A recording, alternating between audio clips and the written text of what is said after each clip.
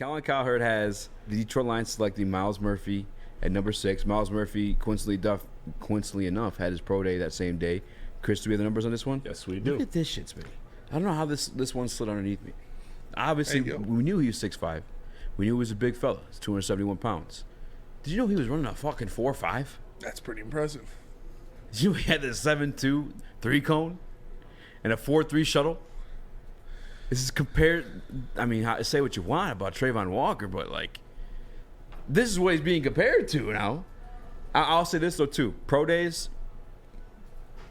a little fugazi. I can't deny that. Pro day numbers be a little fugazi. I mean, obviously you have like the best interest in the team there. Yeah. Outside of Jalen Carter in his situation, which is even maybe more alarming to some of those folks. Don't want to believe in that or buy into that, but Myles Murphy at 6. Which I thought was kind of crazy. He kind of disappeared from like the first round conversations, or at least from like top 10 conversations. I never understood why, but now I think he might return. If those are true, those numbers are pretty good, especially when you put him up against the number 1 pick of the draft last year.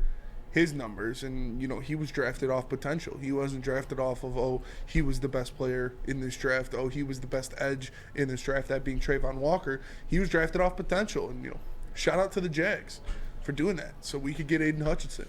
But yeah, Myles Murphy, I don't know why he was falling so hard either. I didn't think he did anything to deserve that. Maybe you're looking at the defense he played with had a lot of talent on it.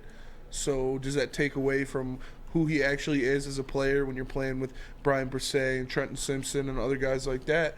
But you look at those numbers and that doesn't lie. Although, like you said, the stats can be easily fudged at a pro day because it is a lot of the team there. It is a lot of team personnel, guys that are trying to make him look good. Maybe you got the quick stop on the stopwatch. Maybe you got the late start on the stopwatch. But still, those are impressive numbers when you stack them up against a guy like Trayvon Walker. Dog, that guy, I'm open to it. At 6? I want Jalen Carter. Yes. Point blank period. I want Jalen Carter at 6. If I'm being honest with you guys. But don't go full cousin. If Jalen Carter's not an option, I wouldn't. Man. Des Walker almost talked us into it last time he was on too. Yeah. I mean, 271 pounds. That's a guy who's playing both inside and outside. Myles Murphy. Like, I'm cool with it. Hutch said he's sitting at a clean 260 right now. Yeah, he was in that podcast with Chris Long. Yeah. 271 pounds, 4'5". Again, I don't know how to what to think of the pro day numbers, but like, and then the film too. Like, there's a tweet on my Twitter at @SpeakesySports_. Follow if you haven't already. But like, when I first started watching like film, that's one of the first people I clicked on. Yeah. And I don't know if you guys remember even back to our conversations we had with Russ Brown, like right when we first started coming on the show talking draft. Is like he was one of his top 10 like prospects. Yeah. Like, obviously you have your mock drafts, like who you think is going to go where based off need and fit and all that good stuff like that too. But like just pure talent, like pound for pound, like this guy's a fucking monster. I think Bryce Young was his number 1. Bijan was in there too. And then at some point, somewhere in that top 10 was Myles Murphy. So like if the Detroit Lions took him at 6, I'm not beefing with it because I did see him as that prospect at one point. I think some of the buzz died down because he didn't participate at the combine. I don't know what the situation was off the top of my head, but I think Myles Murphy, I think he has the ability to be a top 10 prospect. Yeah, I couldn't believe how far he was falling in some drafts. Some drafts had him in the second round and shit. I was like, I don't know. It made no sense. Don't know about all that. JB, you don't want to see like a million things throughout the day. I don't know if, obviously you don't look at all of them. You just send them. But have you came across anything with Myles Murphy? I really haven't, and that's a player that's not really talked about a lot, even though at the beginning of the whole draft process, he was pretty high up there. So I don't know. I haven't seen many mock drafts with him slipping down that far, but it's just a name that just doesn't get mentioned anymore. But I think it's still a good prospect, and I don't know where exactly he would fit in draft-wise, but still, I mean, he's a name to keep out there, too, if the Lions just so happen to, miss on everything else. What are you laughing at now?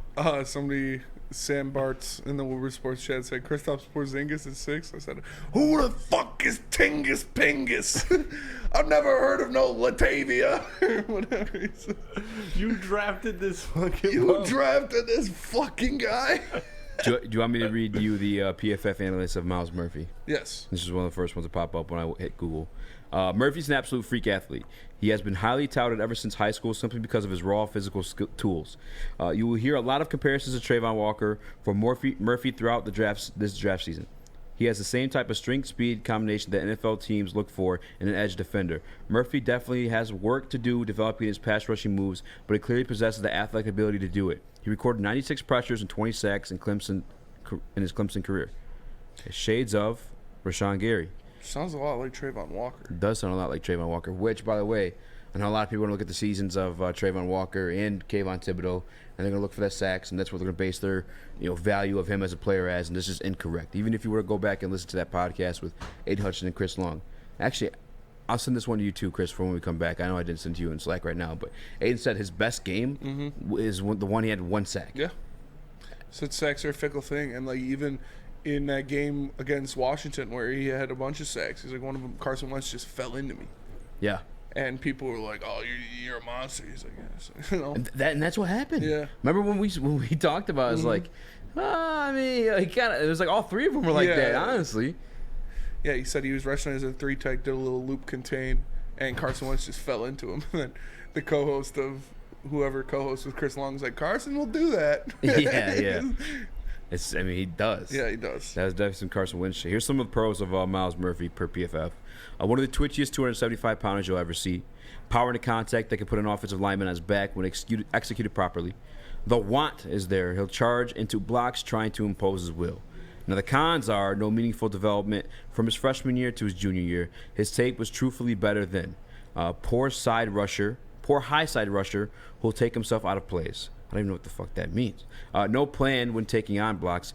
Hands late, head down, and no hip explosion. Now, you read that, and as an edge rusher, you think obviously cons. Yeah. But one of the pros to him is like the inside. We literally spoke to one of his pass rushing coaches, and that's what he told us point blank period. We had Des Walker on. You guys go back and watch that full interview. He told you that he likes Myles Murphy just based off of the fact that he can play inside and outside. At 275 pounds, obviously 271 at the pro day, which I'm assuming he wanted to weigh in light at so he could run the fastest 40 as possible. Yeah.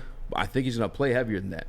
Which if he's playing heavier than that, then like if we're talking about drafting Kalijah Kancey at 6, which I'm not going to say a word, but if some people are talking about drafting Kalijah Kancey at 6, like I'd be cool with taking Myles Murphy just as early because you have the ability to edge rush and play the inside. And I think he's going to weigh more than Kancey when the time comes to it as well.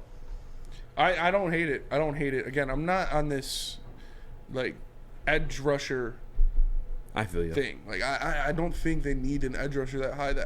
Obviously it's if everybody else is gone and it's between Tyree Wilson or Myles Murphy, you got to take one of them. But edge rushing position for the Detroit Lions is a pretty good room. You've got a lot of guys there. You've obviously got Aiden Hutchinson, James Houston, Romeo Okwara, Julian Okwara when he gets back, Charles Harris. It's even Josh Pascal you could put on the outside. So I don't think it's that big of a need. And that's you definitely can use them, but their biggest need is interior defensive line. And that's why Jalen Carter is just like gets me bricked up thinking about it, because it would just be such an important piece, such an important hole to fill on the Detroit Lions defense. I can't wait to see you at draft night, man. Facts. And he's not falling out of the top 10 guys. Bro. Again, when Drew Rosenhaus told him he's not taking any other interviews outside the top 10, like confirmed. All right, Drew Rosenhaus been in the league a very long time. He's well connected and respected. Sometimes these agents just make things happen by themselves, and they really control the game at a certain point when they have enough power like that. Drew Rosenhaus been around long enough that I have to assume he has. I don't want to say that amount of power, but at least that amount of like knowledge. Like, obviously, it looks like a bad look. You're not taking interviews outside the top 10, but if you're going with that, despite everything else, you're probably not making it out of the top 10. This guy was a number 2 prospect. He's not making it out of the top 10. Not a chance. Yeah, we're talking about Murphy being within the top 10 pound for pound. Fucking Carter was 1 to 2. Jalen Carter is not making it out of the top 10. Hopefully he makes it to 6 though. Hopefully he makes it to 6.